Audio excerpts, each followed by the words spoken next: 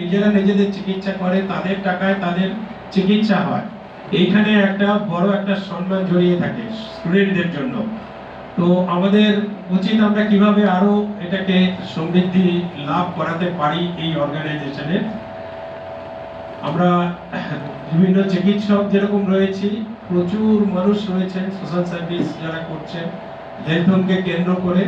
তো এই ধরনের সংখ্যা আমাদের আরো বাড়ানো প্রয়োজন, যাতে আমরা আরো বড় কর্মসূচি ভবিষ্যতে নিতে পারি। তো আমি যে এজেন্ডাগুলো দেখছিলাম প্রত্যেকটা খুবই জীবনমুখী, সত্যিকারের দরকার এগুলো।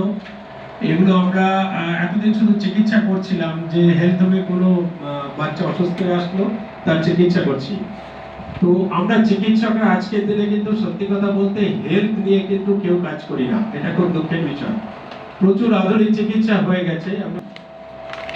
লাইফ এক্সপেক্টেন্সি আমরা কিন্তু অনেকটা বাড়াতে পেরেছি। স্বাধীনতার সময় থেকে যদি বলি, সেই সময় যে গড় আয়ু ছিল, আজকের দিনে গড় আয়ু কিন্তু অনেক বেড়েছে। কিন্তু অ্যাকচুয়াল প্রকৃত যেটা হেলথ বলে, সেই হেলথ কিন্তু প্রিভেন্টিভ হেলথে কিন্তু আমরা খুব একটা কিছু বিষয়টা আজকে নানা রকম মানসিক সমস্যা কিন্তু স্টুডেন্টদের মধ্যে রয়েছে। তাদেরকে মানসিকভাবে যদি আমরা